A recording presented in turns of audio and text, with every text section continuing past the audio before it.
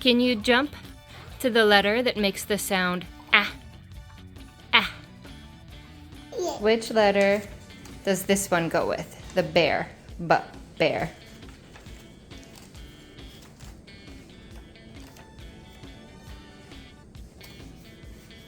This one?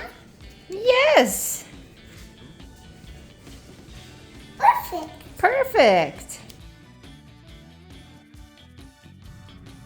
I am teaching my 2 almost 3-year-old how to read, and I wanted to share 3 play-based learning activities that seem to really work for my toddler. These activities, she just engages every time, she is high energy, she's involved, and that is just so huge for toddler retention. So these are in no particular order, just 3 of her favorites. The first one I call letter hopscotch.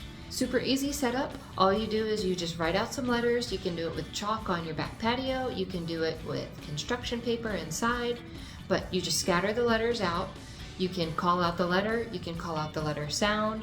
You can call out a word that starts with that letter. And your toddler's job is to jump to that letter. But my toddler loves it. She loves to wear her bunny shoes and hop like a bunny to each different letter. And we've kind of mixed it up with how we approach it. Sometimes I'll say the letter name. Sometimes I'll say the letter sound, and sometimes I'll say a word that starts with that letter. And her job is to jump to it. Can you jump to the letter T? Good jumping! Can you jump to the letter A?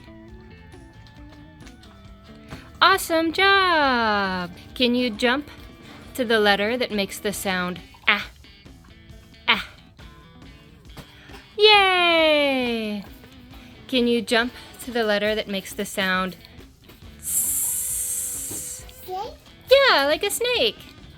Second activity, no idea what it's called. I call it the tape game. We get a roll of painter's tape, and we write out a letter either on our tile floor or our back patio. The goal of the game is to balance across the tape and make the letter sound. So we make it fun. So if we're doing the letter Z, then we buzz, we zzz like a bee all the way down the Z. The Z sound is a continuous sound, which is really convenient for this game because you can just make that single sound the whole way down the letter Z. If you're doing the letter T, which is a stopped sound, you can't elongate that sound, it's just clipped. So the letter T is a little trickier, and you just make that sound several times as you're tracing the letter T.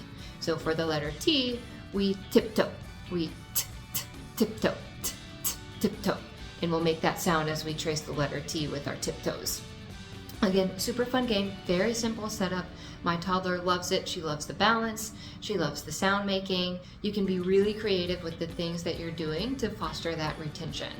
So just think of the things that your toddler loves to do, build that into the letter sound, and you've got a winner. Your toddler will love it. Third activity is a matching game. This is a calmer activity, which is actually really kind of nice. It's a good wind down or cool down or just kind of quieter time. I built just some homemade flashcards. I didn't buy anything fancy. I just printed out the letter and a sound that went with it. So A, I have an alligator.